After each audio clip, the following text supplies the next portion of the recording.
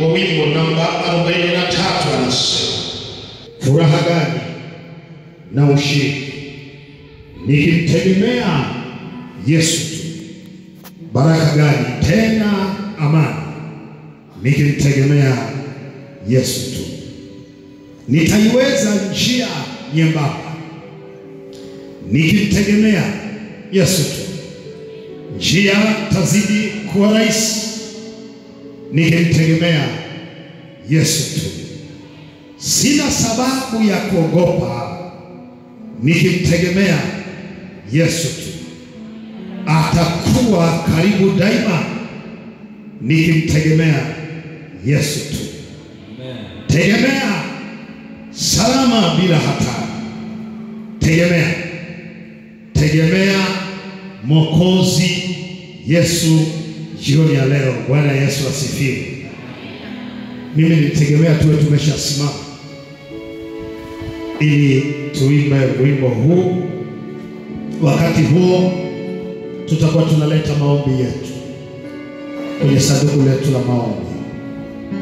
Lete maombi yako, weka kwenye sanduku wakati tunaendelea kuimba. Niliwaambia imba tu kwa jicho la ibada, uimbe kutoka moyoni. Ninajua tunapitia uzoefu, changamoto, shida, tatizo, magonjwa, lakini jioni ya leo tunatiwa moyo ya kwamba tegemea Yesu tu. Tegemea.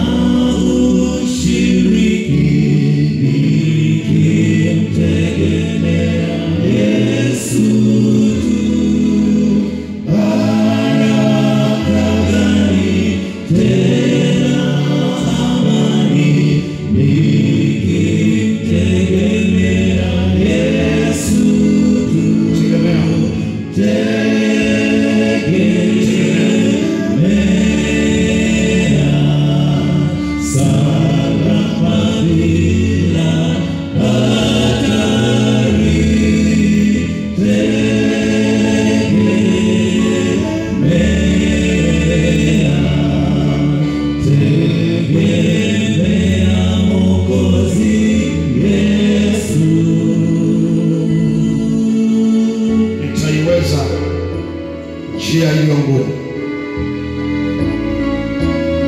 nikimtegemea Yesu.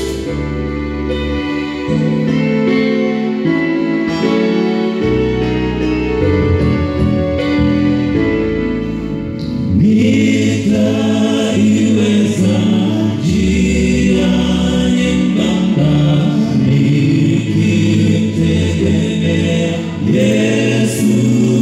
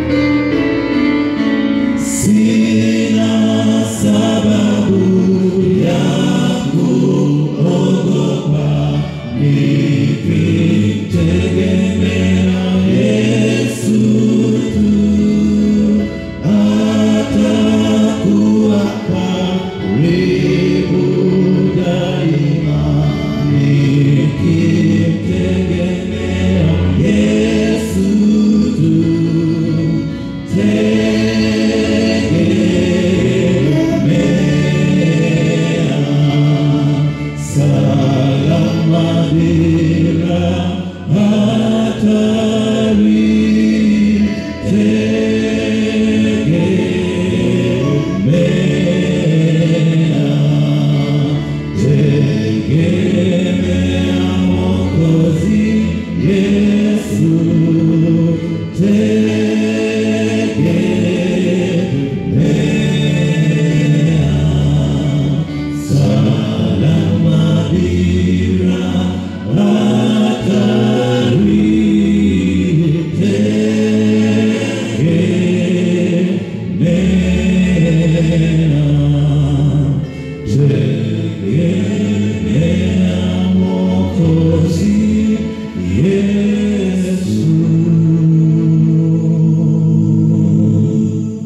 Onjeni muone jinsi alivyo mwema.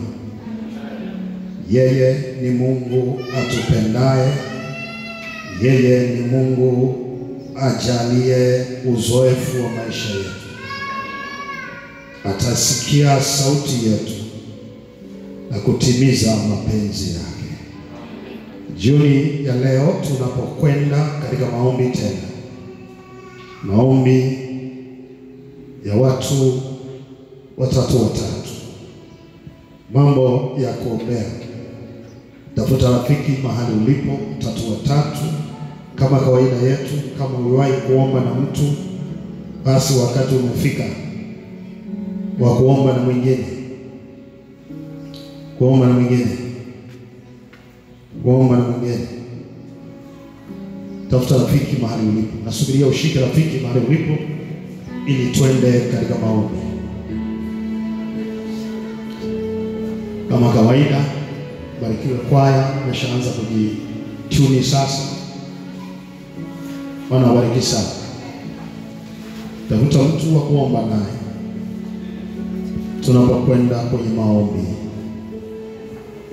Sanduku la maombi ni hili hapa, dogo hili.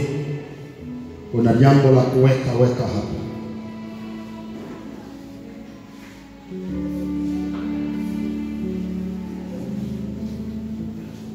Yesu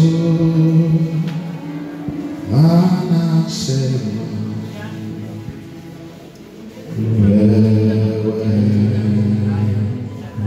wewe una nguvu,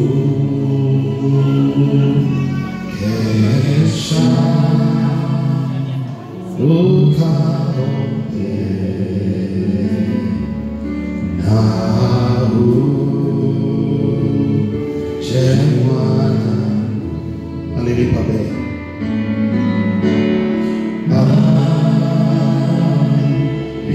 Alilipa bei.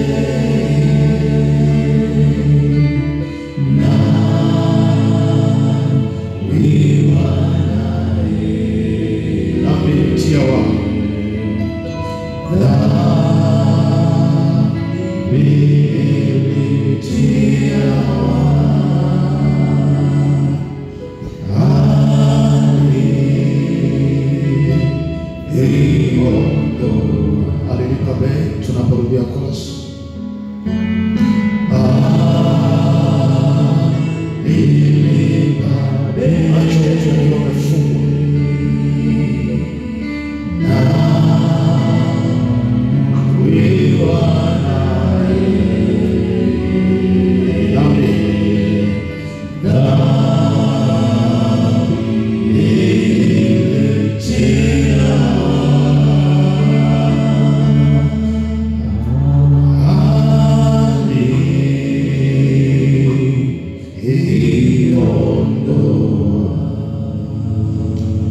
Ombi la kwanza tutakaloomba, Mungu wetu atusaidie njia ya Roho wake Mtakatifu kubadilisha mtazamo wetu wa utafutaji wa maisha.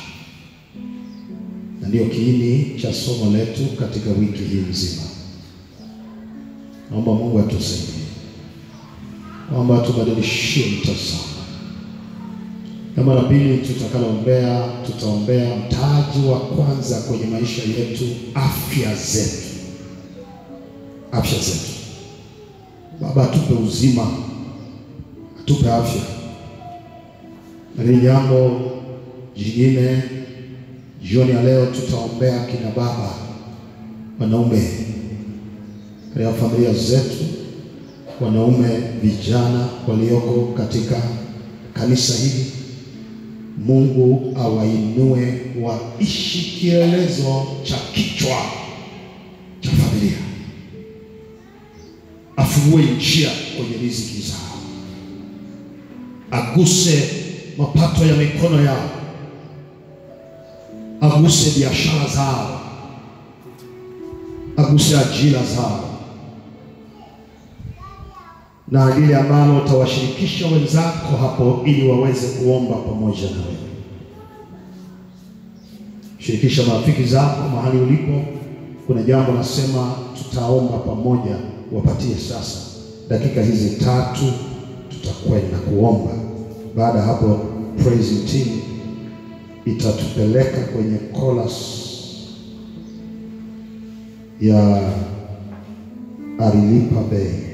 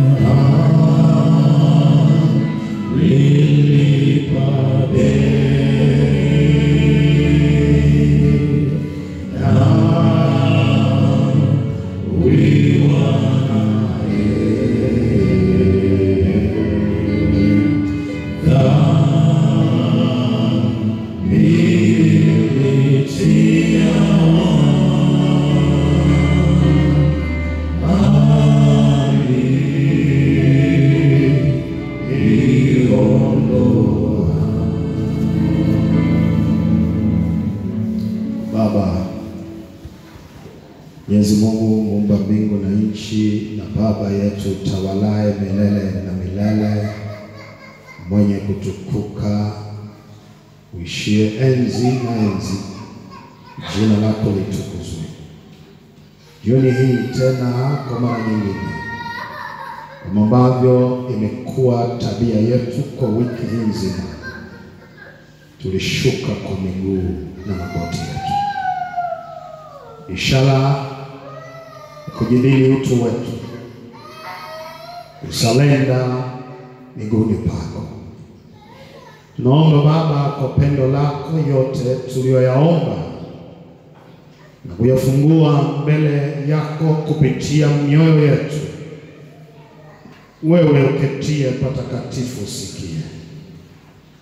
Ufungue uso wako, tazame, uangalie yakini mahitaji ya watoto wako, utimize sawa sawa na mapenzi yako. Tena Baba, wengine tumekwenda mbali zaidi kwa kuyaweka maneno yetu kwa njia ya maandishi, na hatimaye kutembea kuweka katika sanduku hili la maombi. Baba, naomba kadhalika usikie maombi ya watoto wako, vile vilio, machozi, maumivu, magonjwa, hasara, mikosi, kufilisika, kukosa watoto, shida za magonjwa ya kila namna, uzoefu usioelezeka unaopita katikati ya fahamu za mioyo yetu. Baba, tunaomba vyote kwa neema yako jioni ya leo uguse na kutenda kwa watoto wako.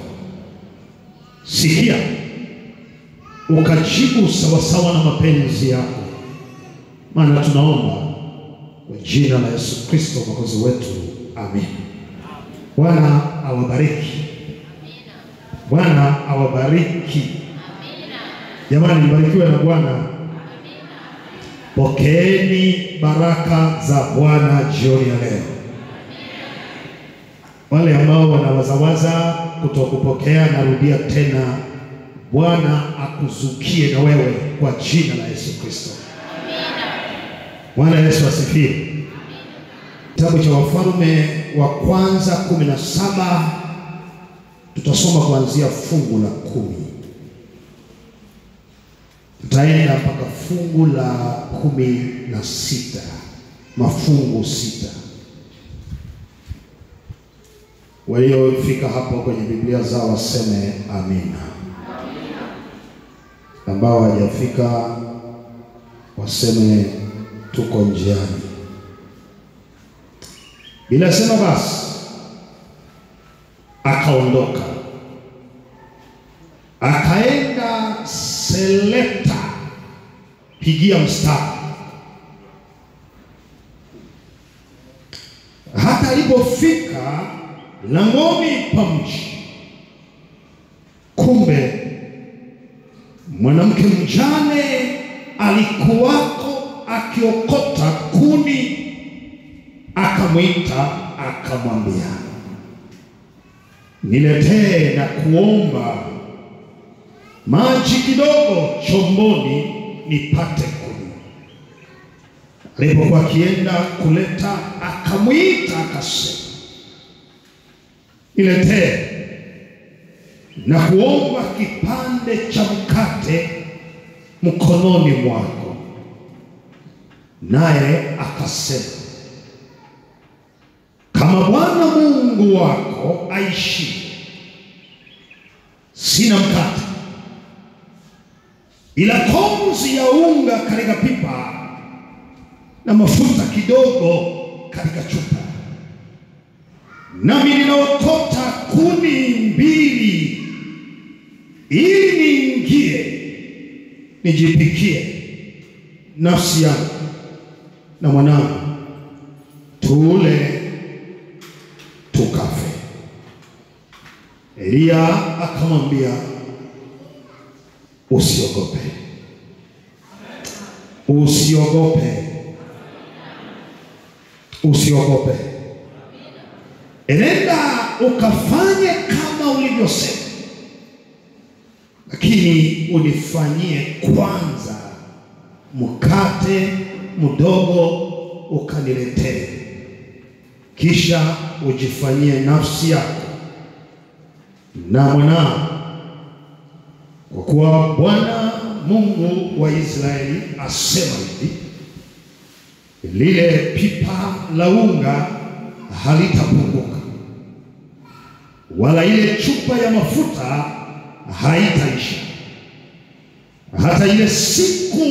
hata siku ile Bwana atakapoleta mvua juu ya nchi. Basi akaenda. Narudia, basi akaenda akafanya kama alivyosema Elia, na yeye mwenyewe na Elia na nyumba yake wakala siku nyingi. Lile pipa la unga halikupunguka, wala ile chupa ya mafuta haikuisha, sawa sawa na neno la Bwana alilolinena kwa kinywa cha Elia. Mwisho wa kusoma.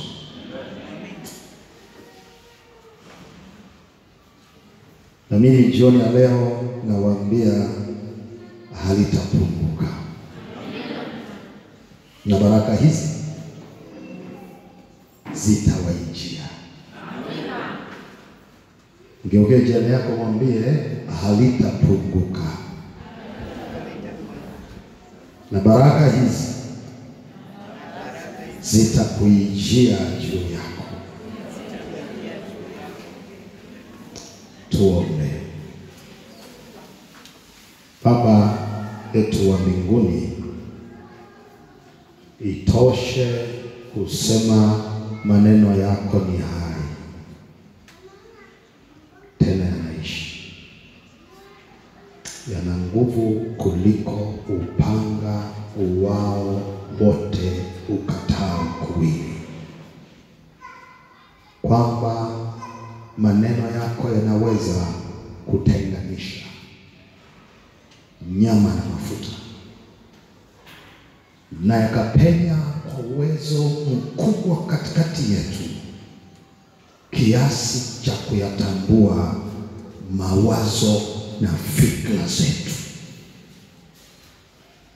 Jioni hii yafanye tena maneno yako yaishi katikati yetu, kwa jina la Yesu Kristo Mwokozi wetu, amen. Halitapunguka jamani, halitapunguka.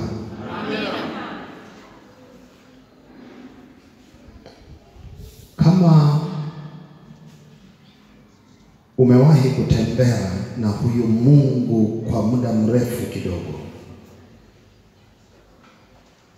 utakubaliana nami jioni ya leo ya kwamba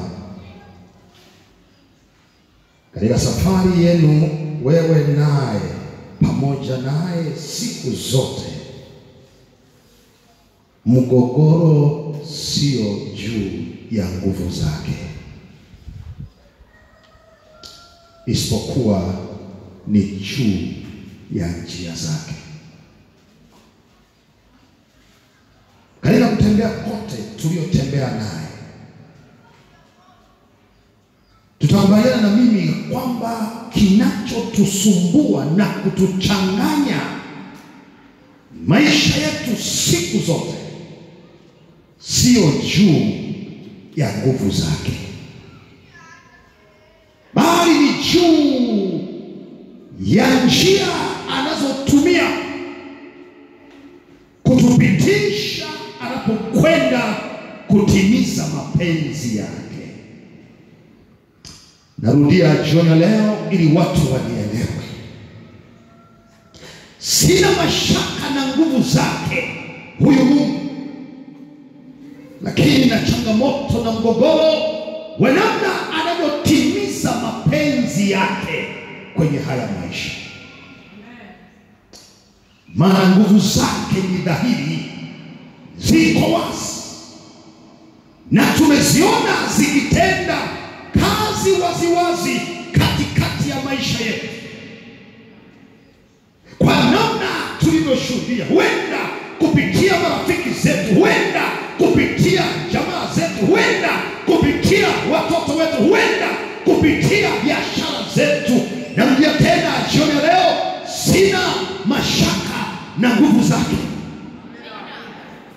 lakini na mashaka na njia zake. Njia zake zinanichanganya, napata mashaka, napata wasiwasi. Wakati fulani najihoji ya kwamba ikiwa namna alivyonipitisha kwamba ni yeye au la.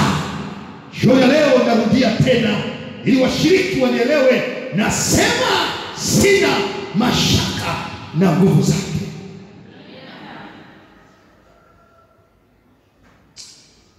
Na mgogoro na mchakato wake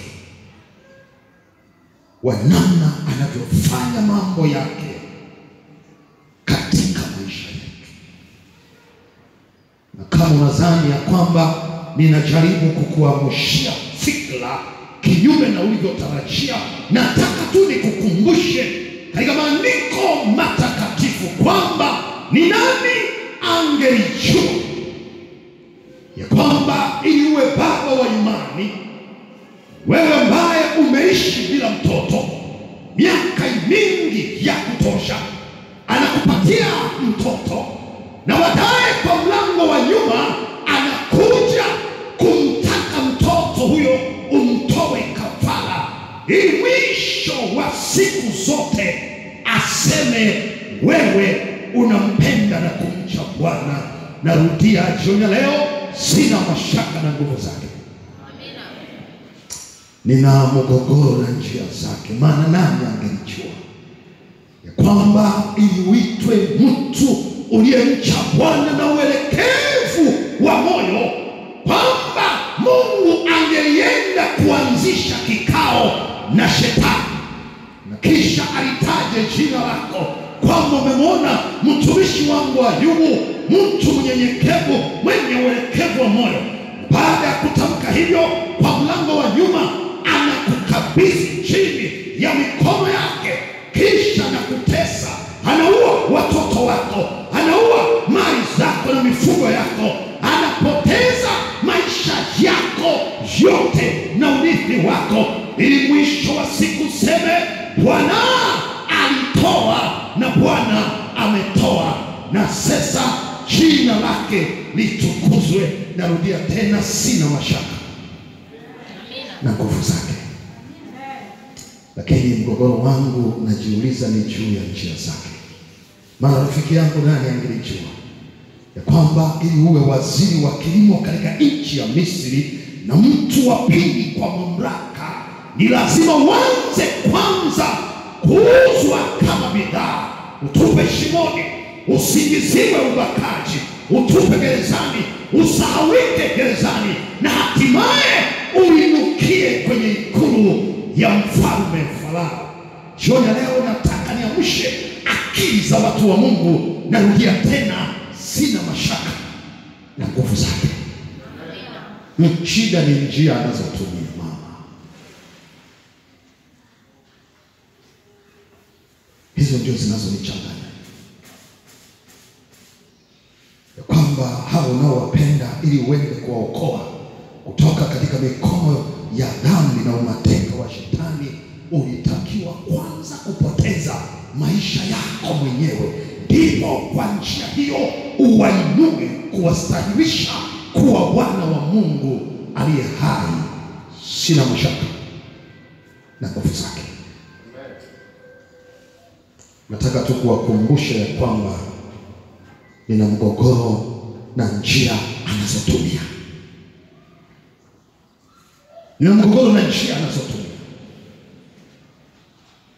Ni katika muktadha huu ndio ninagundua ya kwamba ameficha njia zake, kwamba hazijulikani na tena hazichunguziki. Maana anachotaka katika maisha yangu ni kunisaidia nitembee pamoja naye, nikiishi kwa imani. Haleluya!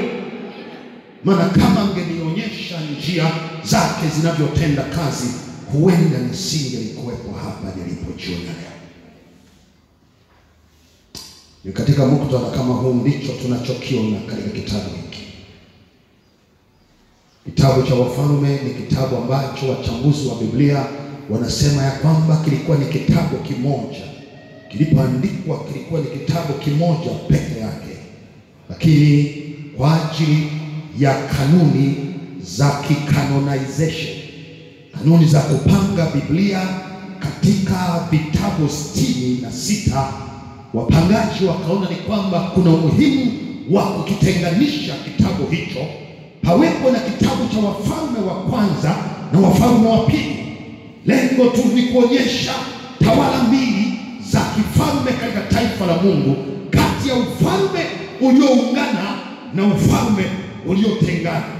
Hivyo kitabu hicho kikaitwa Wafalme wa kwanza na Wafalme wa pili. Na sasa tunaposoma, tunasoma wakati taifa hili la Mungu aliye hai lililokuwa chini ya mfalme ambaye anaitwa Sulemani, yeye akageukia miungu migeni, na Biblia inasema ufalme ukatawanyikia katika himaya yake, ukajikata makundi mawili, na baada ya hapo taifa likaporomoka kimaadili na kutenda uovu, mfalme mmoja baada ya mfalme mwingine. Na leo tunaposoma, Yuda na Israeli viko chini ya mfalme anaitwa Ahabu mwana wa Omri. Sema Ahabu. Sema Ahabu. Mfalme Ahabu alikuwa ni wa lineage ya mfalme Sulemani. Alipotawala akaenda kutafuta kitu kinaitwa political peace, utawala wa kisiasa wa amani. Akasafiri kutoka kwenye nchi takatifu ya Israeli, akaja katika nchi ya kipagani ya Tiro na Sidon ili aweke amani kwa mfalme wa Tiro. Narudia ili mtu anielewe. Akatoka kwenye taifa takatifu akaja kwenye taifa la kipagani kutafuta amani, na akiwa hapa Biblia inasema akazungumza katika mchakato wa kutafuta amani,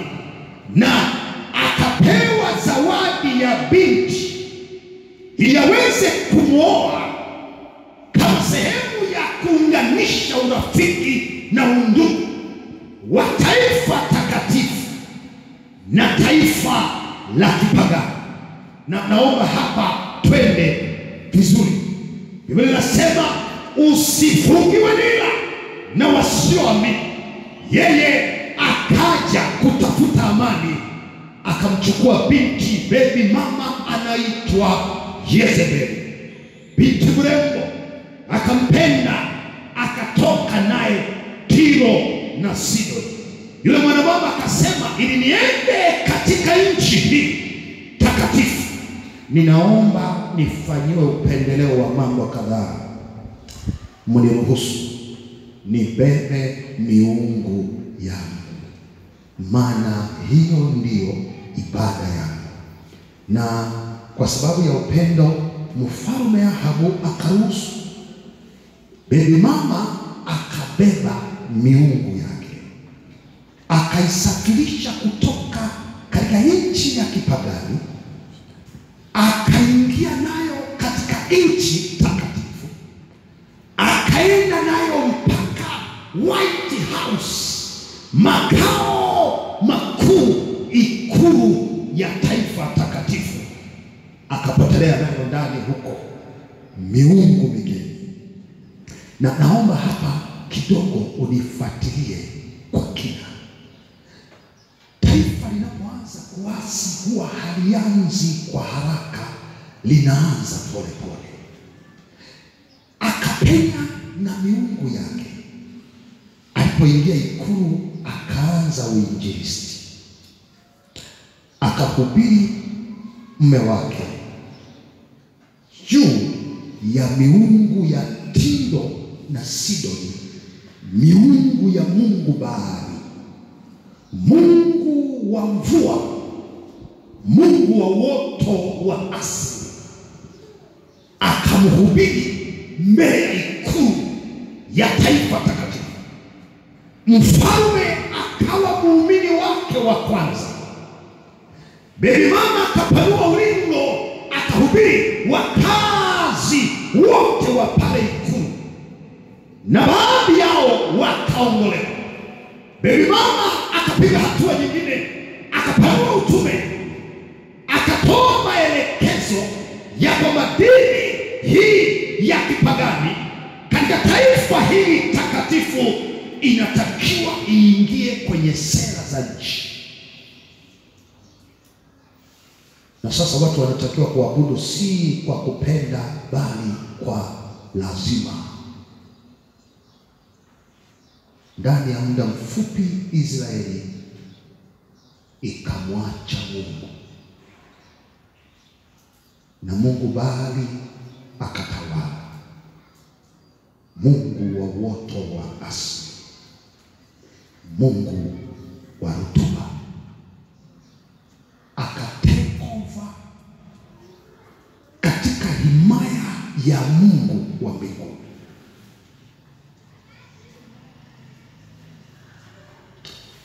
Kwa sababu inahubiri juu ya mambo ya kutafuta fedha na uwakili na rudia mtu aliye. Watu wakaacha kwenda kumwomba Mungu abariki kazi zao, wakaenda kwa miungu ibariki kazi zao, iwapatie vipato, iwapatie utajiri, iwapatie mavuno, iwapatie fedha. Ninazungumza jioni leo na mtu anayenisikia ambaye anaamini kabisa vitu vyote vilivyoko juu ya uso wa dunia ni mali ya Bwana, lakini yeye ameshindwa kumtegemea yeye abarikie, na badala yake amekwenda kujifungamanisha kwenye miungu iliyopatikana kwa waganga wa kienyeji, iliyopatikana kwa njia ya ramuni, iliyopatikana kwa njia ya chale, iliyopatikana kwa njia ya kuchanjiwa, iliyopatikana kwa njia ya ushirikina, kutoa kafara za watoto, za wazazi, za mimea, za mifugo. Wameshindwa kusimama kwa Mungu aliye hai.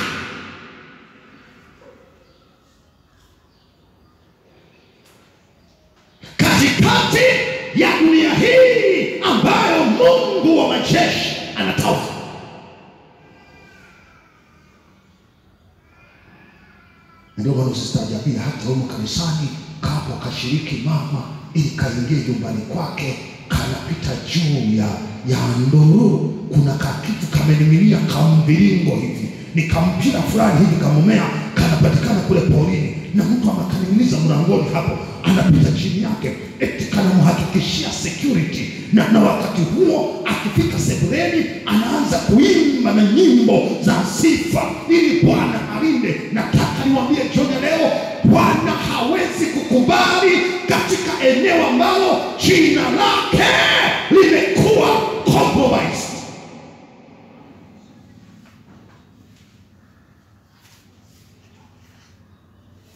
Usistaajabie kugundua kuna kashiriki mama kamegonga chale security marada, kamejiwekea mabikoni ma CCTV kamera, kamegonga chale za mgongoni, chale za kwenye makalio, chale za kwenye miguu, na chale za kisogoni, chale za kwenye ulimi, chale za kwenye mboni za macho hapa, kakikodoa kanaona CCTV na waona wanaopita usiku kwenda kufanya manyanga kuelekea kaskazini, na nikashiriki kasafiri kapenda mbinguni. Usitajabie kugundua hapo kashiriki kameketi hapa na kanaimba na nyimbo, lakini ukikavurisha unashangaa kuna biko nimefungwa hapa, mlinzi ukutani, tena inapumua, inaimarisha ulinzi, inafukuza wa mashariki, kaskazini na kusini, na kapo kametulia, kanatafuta uso wa Bwana. Ukiwa jirani yako mtazame, alafu ukisha mtazama usimsemeshe neno, picha simu, endelea kumsikiliza mhubiri kumbe.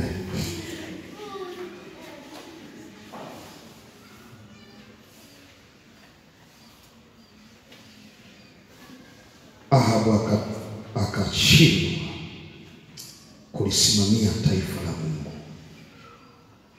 Israeli yote ikawa ni mwabudu miungu, kila ukikuta kona zote watu wakapotea,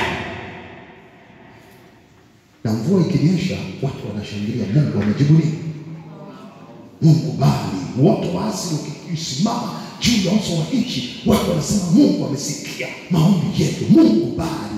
Na Biblia inasema katika mazingira kama hayo akatokea nabii mbele ya ikulu ya mfalme. Biblia haimtaji anatokea wapi, haitaji kazi yake, haitaji familia yake, lakini anataja akitembea kwenye makorido ya kuelekea ikulu.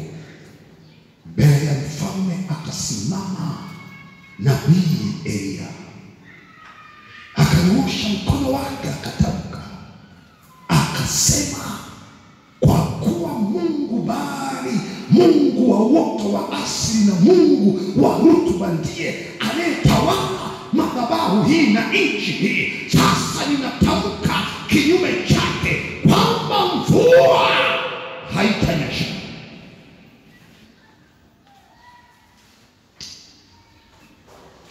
Tena nasema kama Bwana aishivyo. Hujanielewa, naomba nirudie. Elia anamtambulisha, anasema kwa kuwa Bwana ninayemtumikia ni Mungu anayeishi, haleluya, yuko hai, na tena husikia maombi ya watoto wake, mvua haitanyesha.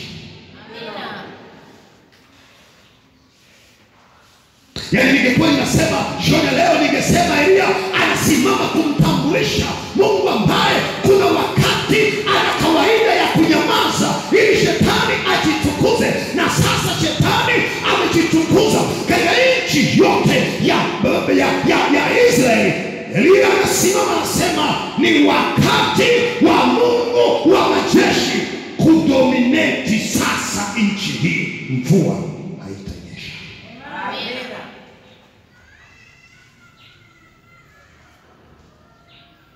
Na Biblia inatukomeshea njiani, inasema alipomaliza kutamka neno hilo, neno la Bwana likaja juu yake. Swali langu la msingi linapoelekea kwenye kipande cha pili cha nusu ya hubiri langu ni kwamba alitoka tokaje?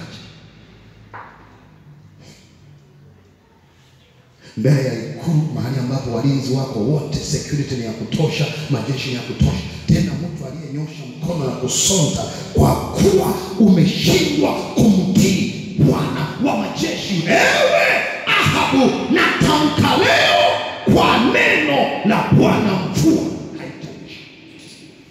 Swali langu la msingi, alitoka tokaje? Sasa hiyo ni assignment, kila mmoja ataenda kutafiti. Umesimama mbele ya ikulu ya yule mheshimiwa, na unasema kwa sababu umeshindwa kumtii Bwana wa majeshi, mvua haitanyesha.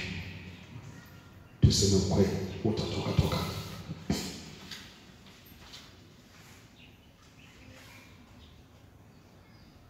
Hii inataka kunifundisha pia kwamba wakati wakishangaa amezungumza nini, huyo ni nani, anatokea wapi, ajenda yake ni nini, wakashangaa mwananchi alishapotea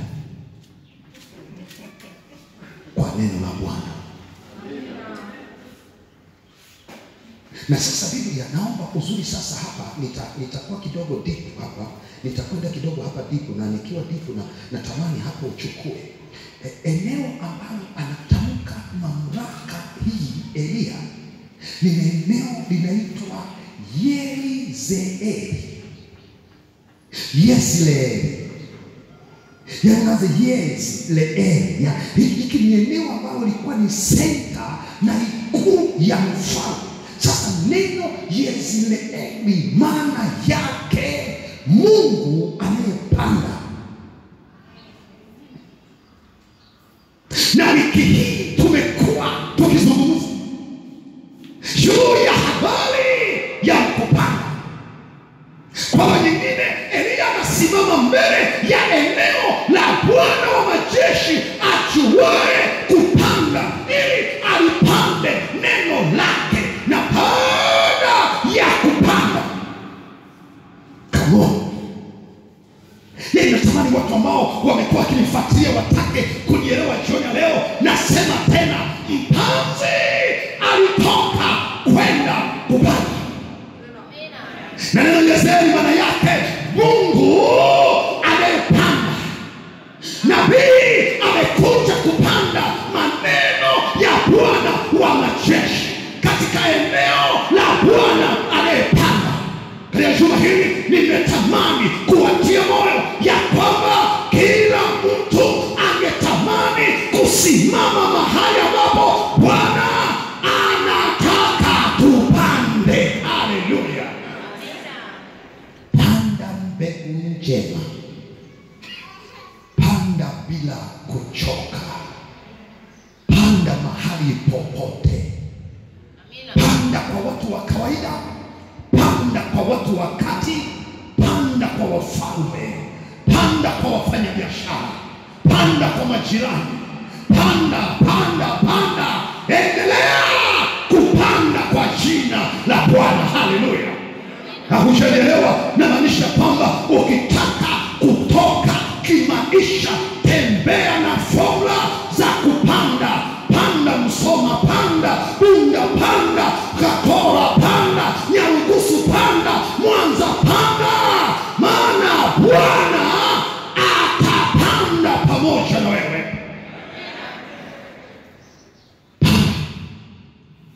Na pia anakuja kupanda katika eneo la Bwana apanda. Biblia inasema alipomaliza kupanda, ndipo neno la Bwana likaja juu yake likasema, Elia, asante kupanda. Haleluya. Toka.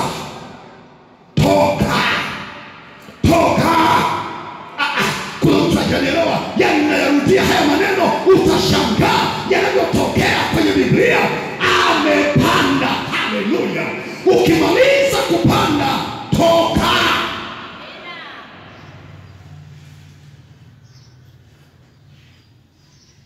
Kapande sehemu nyingine. Kinachokufanya uishi maisha ya shida duni miaka yote nenda rudi ni kwa sababu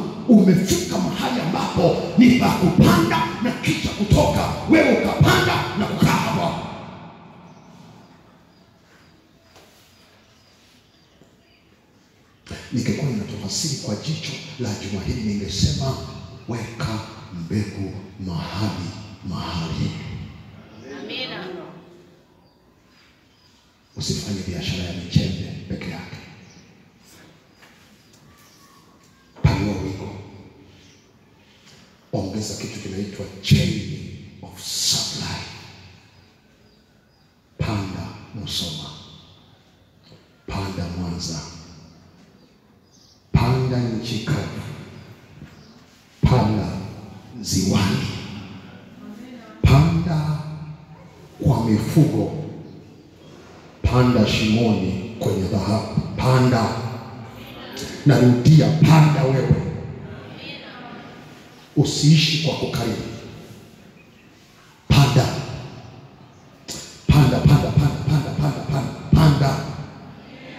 Yaani hii wiki mpaka ulielewe, panda. Hela haiwekwi mfukoni. Chukua ukaifanye kuwa mbegu, kapande.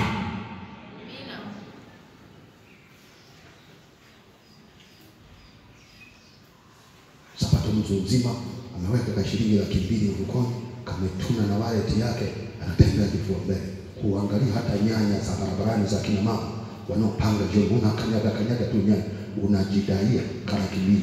Chukua hiyo hela isikufariji, kaigeuze kuwa mbegu. Panda. Elia akapanda. Yezreeli akapanda. Amemaliza kupanda, Biblia inazungumza kitu cha ajabu. Inasema neno la Bwana likaja juu yake, likamwambia Elia, ondoka. Toka. Yaani ninapenda hii wiki. Mzee wangu. Yaani haya maneno yanatokea mpaka raha. Toka. Toka kwenye comfort zone. Toka. Unajua ni kwa nini Mungu anajua ni muhimu kutoka? Ukikaa hapa ulipopanda siku zote, kuna uwezekano wa mauti ya kufilisika ikakukumba.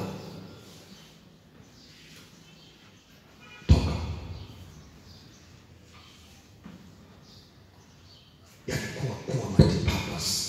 Yaani furahi kulingana na msimu hapa. Hii wiki tumekuwa tukiangalia, Biblia inasema Nuhu akaanza kuwa nini? Mkulima. Akatoka kwenye ufundi seremala. Hujachanjiwa kufanya biashara ya dagaa mpaka zinataka kukuua. Umegeuka kuwa mganga wa kienyeji. Ukiona mwezi umeanza kuyumba, unaanza baba. Yaani unamlazimisha Mungu wa control mpaka mwezi.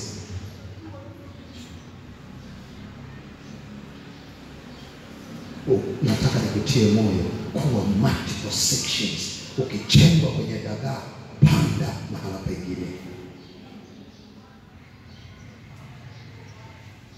Nazungumza na wafanyabiashara walioko hapa, marafiki zangu wanaofanya huenda biashara ya dhahabu. Sikiza niwaambie, dhahabu ni zao linalovunwa na kuisha. Na kwa sababu hiyo, kama unapata sasa, nenda ukapanue wigo wa kupanda. Jenga hata mahoteli mjini, panda.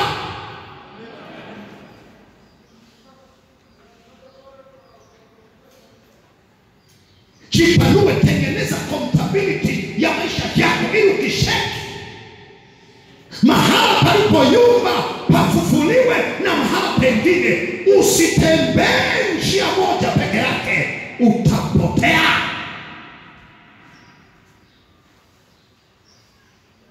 Ondoka ukapande. Angalia Biblia inasema akamwambia toka. Angalia, anatoka na Mungu anamweleza toka uende katika kijito cha Kerithi. Na ukitoka Kerithi utoke tena uende Selepta. Shule leo nacheza na haya maneno ambayo ni muhimu sana kuyaelewa. Neno Kerithi maana yake ni kukati down, kuseparate. kutenga. Hii inamaanisha kwamba kila mpandaji ana kawaida ya kupelekwa kwenye msimu wa wakati wa utengo. Sio siku zote wanaopanda watakwenda kwenye majani mabichi. Kuna muda watatengwa pembeni, kuna muda watakatwa chini. Neno selekta, neno kerithi, maana yake ni kukatwa, ni kutengwa, ni kuwekwa pembeni, ni kuseparate. Hujanielewa? Amefanya kazi ya kupanda, amefanya vyema na amepata faida, lakini baada ya kufanya hilo, neno la Bwana linakuja badala ya kumuinua kumpeleka kwenye majani mabichi. Biblia inasema kwa neno la Bwana linasema nenda kwenye utengo.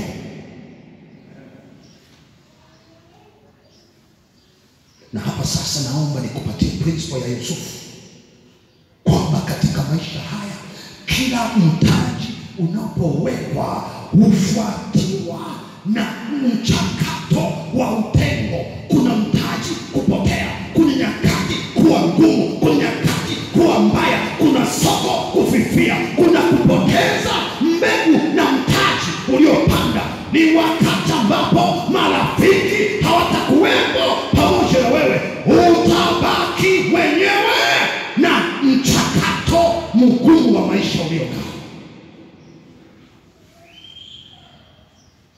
Ndio maana Yusufu anatoa kanuni, anasema wakati wa mavuno jifunze kusave in the time of harvest, time of surplus, so that you can live in the time of shortage. Ni muhimu kujifunza kutunza na kuwekeza wakati wa mavuno na wakati wa vitu vikiwa vingi, ili ikusaidie wakati wa njaa.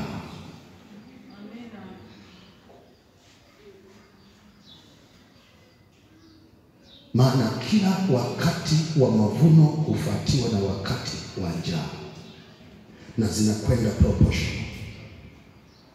Ukivuna leo milioni 100, kuna msimu unafuatia wa kupoteza milioni 100. Yusufu anatoa kanuni ya uchumi duniani. Wakati wa mavuno kura 5, bakiza 5. 5 itakuokoa wakati wa njaa. Haya mambo ya kupata kashilingi 200, unateremka hapo mjini juice ya 5,000, mandazi makubwa ya mviringo ambayo unaweza ukayapika hata wewe mwenyewe, limoja linauzwa 2,000, nipe 20. Unateremka kwa wauza samaki, unakutana samaki wakubwa na vichwa vyekundu, mko wawili hamwezi kuwamaliza, lakini kwa sababu ya kiburi ya buku 2 zilizoko mfukoni, 200 imekupa kiburi, unamwambia nipe samaki wa 30,000. Mnaenda kumula kipande tu, cha pili kimesha wakinai, kimewachosha, siku ya 3 kimeharibika, mnatupa jaranani. Na kukumbusha jioni ya leo, kula 5, bakiza 5.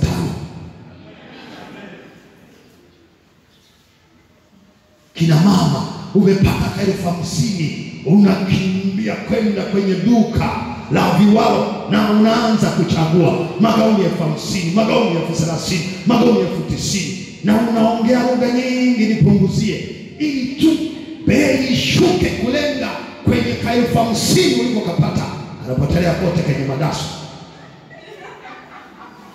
alafu nakaweka ndani manguo mengi ndani, mengine tangu nunue hujavaa. Mawageni wameshakuja kwa jina la panya, na walivyo na akili mbovu wanauma sehemu ambayo hata ukienda kushona raia lazima tuone sehemu za matiti, kwenye mabega huko, kwenye magoti. Wametafuna magauni yote.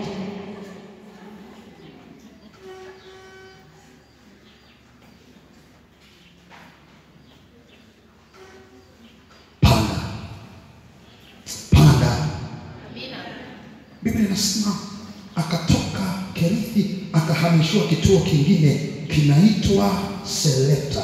Neno selector maana yake ni finally. Watu waliofanya kazi ya biashara ya dhahabu wanaweza kunielewa hapa. Kuna kitu kinaitwa illusion ambacho unapeleka hapo mzigo wako, unaenda unakamuliwa hapo na dhahabu misha inapitishwa hapo kwenye kemikali na moto mwingi na inasafishwa. Kwa hiyo ni kama tanuru hivi. Kwa hiyo neno selector maana yake ni kusafishwa, ni finally. Kwa hiyo Mungu anamwambia Elia, sikiza nikwambie Elia, umepanda mbegu sawa, nimekupeleka kwenye utengo, sasa na kuhamisha kwenye kituo, ukakarabatiwe, usafishwe, maana nimekuandalia baraka kupitia kwa mwanamke mjane. Sema amina. Narudia kama msemo kangu kajana, heshimu watu. Usiwadharau kwa sababu ya hali halisi walio nayo leo. Hawajafa bado. Na kama watakuwa na muda wa kuishi, kuna siku Bwana atakushangaza. Ishi watu vizuri, waheshimu. Na hapa naomba ungeukie jirani yako mtazama unapomalizia hubiri langu. Alafu ukimtazama usimsemesha, niangalie huku mbele. Nataka nikukumbushe, unaweza ukawa umekaa na bilionea namba 1 wa mkoa huu wa Mara kwa miaka kadhaa ijayo. Heshimu watu. Heshimu watu. Hata ukinunua gari, shusha vioo, usaidie watu. Ukinunua kagauni kapya, na kukumbusha tu magauni bado yanaendelea kutoka, fashion za kutosha, saidia watu. Ukienda saluni wa kuchonga vizuri, kauso kakatoka kameng'aa, sikiza nikukumbushe, tunaelekea uzeeni, shabu zote zitashuka, saidia watu. Ninataka tu nikukumbushe, muuza matikiti wa leo chini ya Mungu huyu wa majeshi anaweza kuwa ni mfanyabiashara wa kimataifa siku zijazo. Salimia watu. Elia analetwa kwa mama mjane. Hana mume, hana pesa, ni maskini. Na Mungu anasema huyu ndio atakuweka mjini. Tena sio siku moja, atakuweka mjini miaka yote hii ya njaa. Narudia mama, sina mashaka na nguvu zake. Mgogoro wangu ni namna anavyopitisha njia za mapenzi yake. Swali langu ni kwamba hivi kweli Mungu uko serious? Huyu mama mwenyewe tu na mtoto wake hawawezi kuishi. Wamebakiza kipande kidogo, watupie kwa mara ya mwisho wafe. Halafu leo unamwongezea kipande cha baba, pande la mwanaume na ndevu zake, kwa jina la nabii. Sina mashaka na nguvu zake.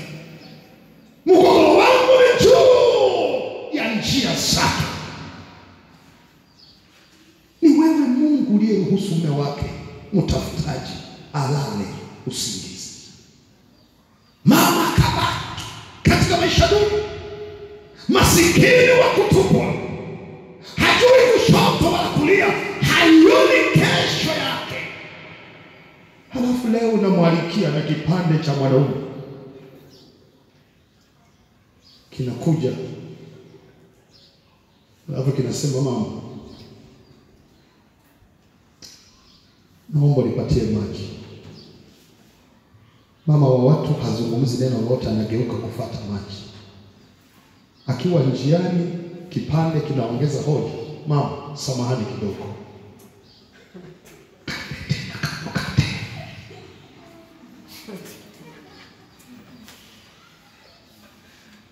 Mama inabidi asimame, ili afunguke sasa yaliyoko moyoni. Biblia inasema akageuka akakitazama kipande cha baba, akasema, baba yangu, nimekuona, nimegundua na kule ulikotokea na kabila lako na Mungu wako. Kama Mungu wako aishivyo, niseme ukweli, sina cha kukupa. Kilichobaki ni unga unaotosha kiganja cha mkono wangu, ndio maana ya cones. Ninakwenda kupika mimi na mtoto wangu, tule. Tukimaliza kula, tunakwenda kujipanga kufa.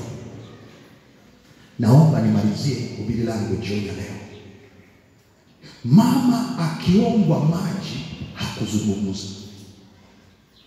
Anapoombwa mkate anazungumza. Unajua kwa nini anazungumza anapoombwa mkate? Maana maji alikuwa ameyaweka kwa kila mtu, yanaweza kuwa msaada wa kila mtu, lakini ajenda ya unga ni bajeti yake na mtoto wake, na kwa sababu ni bajeti yake, na sasa kuna kichwa kimekuja kuingilia kati, kinataka kuvuruga bajeti kwa utambulisho wa jina la nabii. Mama uzalendo na mwisha anafunguka, anasema haiwezekani. Nataka niwaambie jioni leo, watakatifu wa Bwana, tunamtumikia Mungu ambaye ni so genius kiasi kwamba atavizia na kusubiria mpaka uweke bajeti yako, uipange kwa matumizi yako na kwa mahitaji yako. Hapo ndipo Bwana atakuja kubisha hodi, anasema, nipe mkate kidogo. Huyu ndio Mungu tunayemtumikia. Huyu Mungu ambaye ana kawaida ya kuziangalia nyakati, wakati ambapo moyo wetu umeshikwa na vitu na mali na fedha na kila kitu tulicho nacho, tunazopambana kwa bidii zetu kuzilinda. Yeye atasubiria wakati huo, ndipo alete hoja yake. Anasema, nataka mkate kidogo. Hujanielewa? Narudia tena, hili nimekuwa nikizungumza tokea huko. Atakuvizia mpaka kawepo kakitu mkononi mwako, na ndipo akukumbusha kwambie, lete, nipe. Ngoja niambie, ninaipenda statement ya Elia. Mama anajitetea, anasema haiwezekani. Elia anamwambia mama, ninajua haiwezekani, na ninajua mkate utakao kula na mtoto wako ni wa mwisho, baada ya hapo mtapoteza maisha. Sasa mama, naomba unisikilize mimi, usiogope. Haleluya. Usiogope. Haleluya. Wengine wa Sabato wakisikia kitu kinakwenda hivi kwa mtu mwingine, kinakosa hivi, wanawahi kusema amina. Sasa naomba mimi niwaambie watakatifu wa Bwana, kwa mama lilikuwa ni jaribu, kwa sababu huyu mtu si wa kabila yake, huyu mtu si wa dini yake, huyu mtu hajawahi kumwona, hamjui alipotoka, wala hajui kwamba ni nabii. Maneno yake ndipo anayasikia kwa mara ya kwanza. Lakini jamaa anasema, mama, wala usiogope, usiwe na shaka. Wewe unachotakiwa kufanya, nenda kwanza ukaniletee mimi. Haleluya. Tuseme ukweli, hii si ni roho ya unabii ya binafsi? Alafu na mwaminiki akimaliza kula akasema,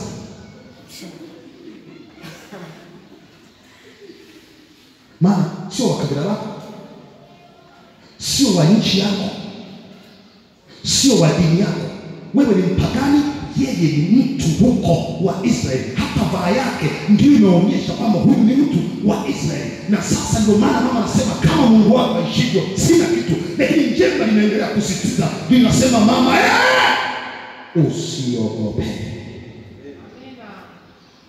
Kaniletee kwanza. Halafu nikimaliza kula nikalala muda. Kwanza tuko kwenye msimu wa njaa. Kila limoja linaweza kujenga hoja ili ulipatie tu msosi. Likamaliza kula likashiba, likakuacha huna chochote, likasema.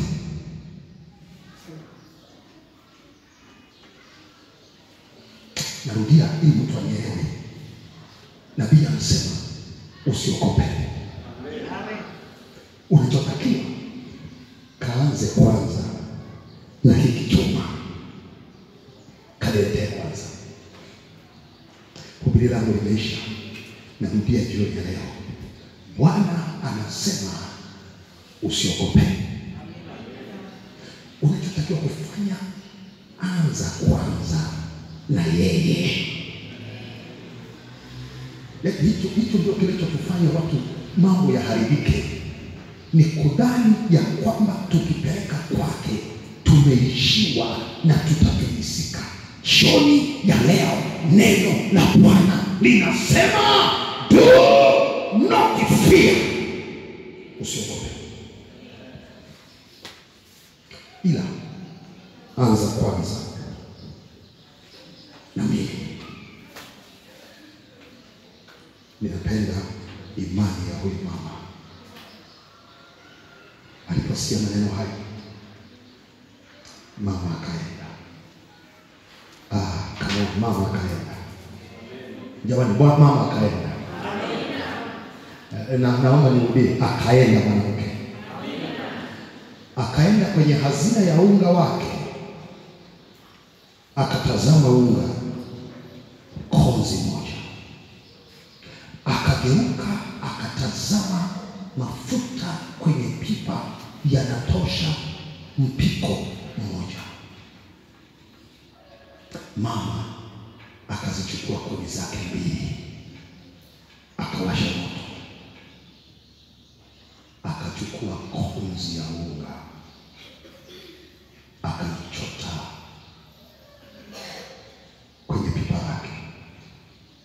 Wakati anaikwangua kwa mkono wake ili aende kuanza kutengeneza mkate,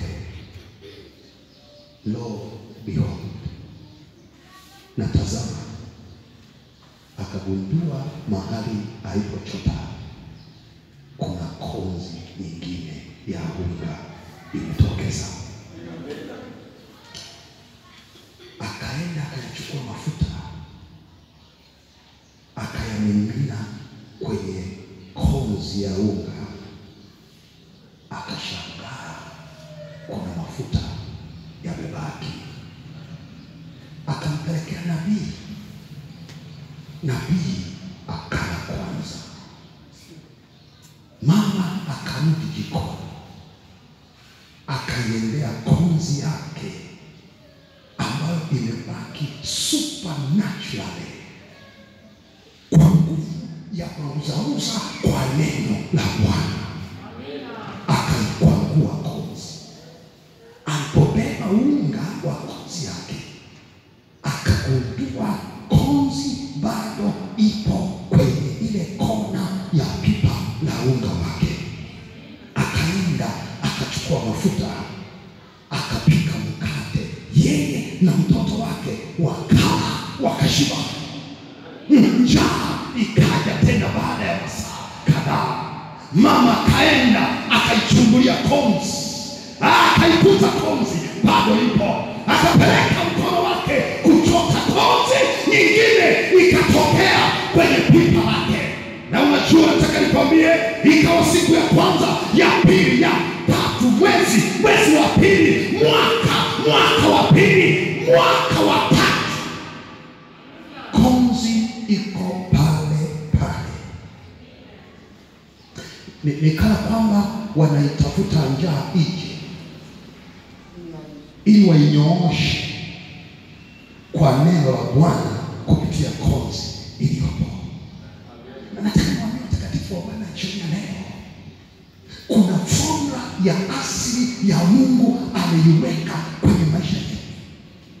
Tukipatia tumetoka.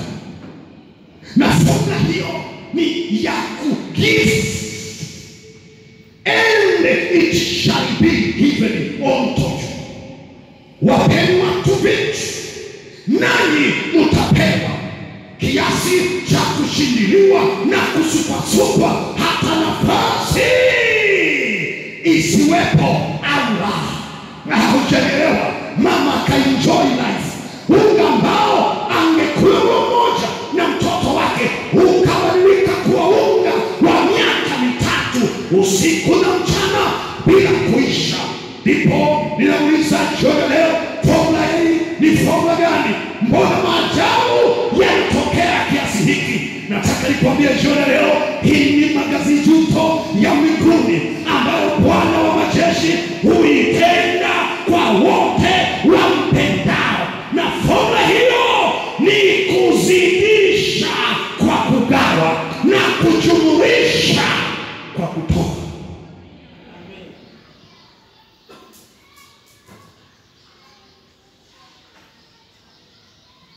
Na hii ndio inayotutafuna. Inatutafuna. Tunapopokea kidogo, tunakikumbatia kwenye level ambayo tunadhani hakiwezi kupotea. Baba yetu wa mbinguni anasema, kuna atawanyaye, huyo atazidishiwa. Na anasema, kuna azuiaye visivyo stahili, huyo ataishia kwenye uomba. Jioni leo, kuna mtu anajaribu kusema, Baba nifanye nini? Na mimi nakutia moyo, kila baraka za Bwana zinapokuja kama tuliposoma, kawa baada ya mambo hayo Mungu akamjaribu Ibrahimu. Kila baraka za Bwana zinapokuja zinafuatiwa na sauti ya jaribu ya Mungu ya kutoa. Habari njema ni kwamba jaribu la Mungu la kutoa kwa Ibrahimu lilikuwa ni ibada. Sikia sauti ya Bwana, ifanye kuwa ibada. Toa, toa, toa, toa, toa, toa, toa, toa. Simulize swali, tangu umezuia umefaidika na nini? Umeiba zaka ngapi? Umeiba sadaka ngapi? Uchongo wa kutokutekeleza kazi ya Bwana umeifanya mara ngapi?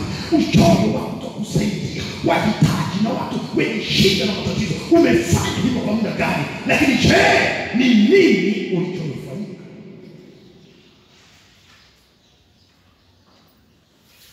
Toa, toa, toa, toa.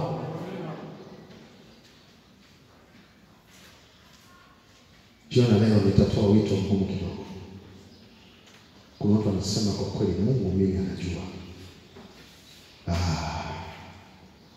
Zaka na sadaka hizi nimezitafuta, zikawa nimezila mara, nimezitabuna, zikawa. Na leo ninatamani Mungu angalau apitishe Roho wake Mtakatifu, nianze mianzo mipya. Kama nasema hivyo, simama pamoja nami.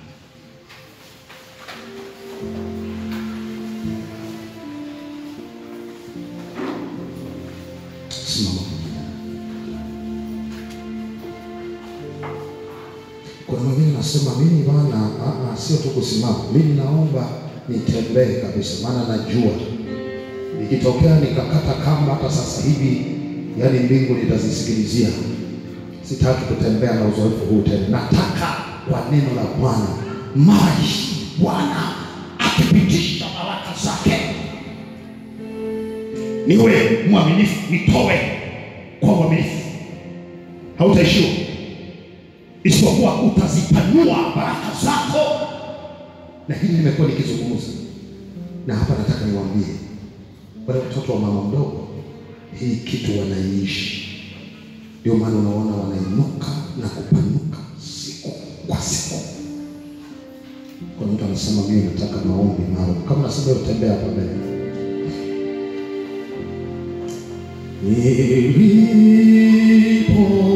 Nilipotoka kabisa, sasa narudi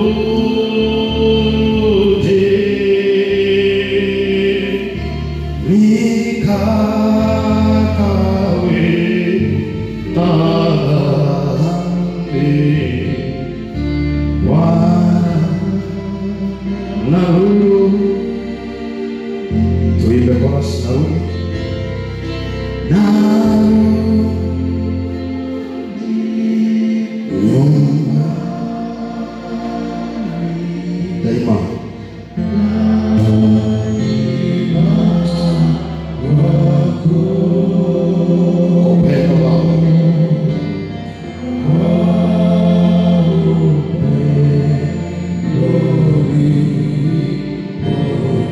Narudi nyumbani.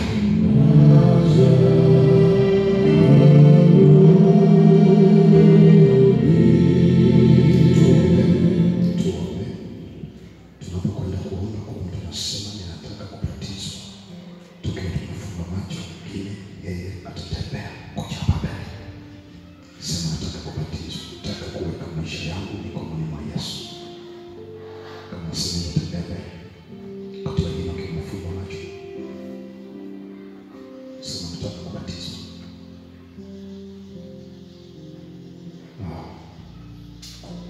Wanabariki tuombe. Baba, wewe ni Mungu wa yasiyowezekana, kwamba hata katikati ya umaskini mwingi unaweza kufungua baraka zako.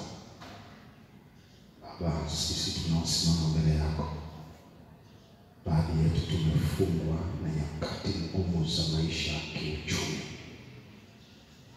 Tulitupa mitaji na haijarudi, tulitupa nguvu, hatujazifurahia nguvu zetu, tulitupa muda.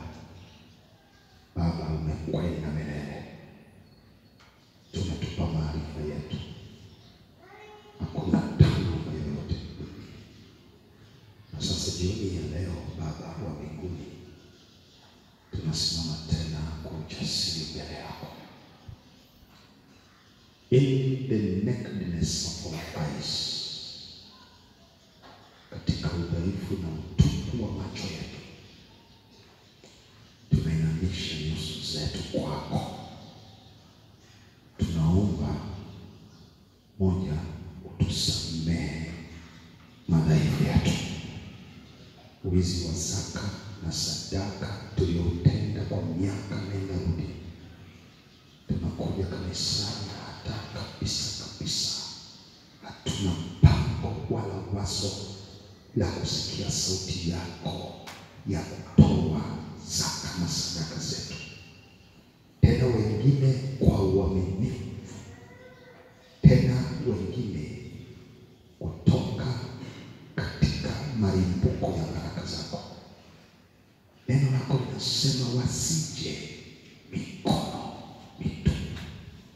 Lakini Baba, tumekuja si mikono mitupu, tulikuwa nazo mifukoni, lakini hatukuthubutu kutoa. Jioni leo Baba, naomba tuhurumie, maana tukiri mbele yako kwamba kama hasira yako ingeliwaka juu yetu kama wakati wa Anania na Safira, usingekuwepo hapa tulipo jioni leo. Oh Kristo wa neema yote, sasa tunajiangusha miguuni pako, tunapomoka kwako. katika mioyo yetu. Tunaomba usikie maombi yetu. Fungua vifungo vya choyo. Fungua Baba. Ondoa fikra za unyimifu. Na kisha utufanye kusimama kama kielelezo cha watoto wako. Ndipo utuinue, utupandishe kwenye vilele vya juu vya mafanikio. Fedha, mali, mashamba, dhahabu, mifugo vikasimame juu yetu. Litimilike neno lako lilosema tutakuwa kichwa wala sio mkia. Tutakuwa juu wala sio chini. Kwamba tutakopesha na wala sio kukopa. Baba, naomba utushike mkono wako jioni leo. Tutawanyike katika mwamvuli wa baraka zako. Bariki mama huyu, bariki baba yule, bariki kijana yule na binti huyu, bariki mzee yule. Tena katika maombi yetu tulioleta kwa sanduku lako jioni leo, tunaomba tena ututazame kwa pendo lako. Jibu maombi yetu. Neema yako itoshe jioni leo. Tunaomba kwa imani kwa jina la Yesu Kristo Mwokozi wetu. Amen. Amen. Amen. Bwana bariki sana. Sasa ni watamkie baraka. Jamani, Bwana wabariki, awalinde na kutembea pamoja naye.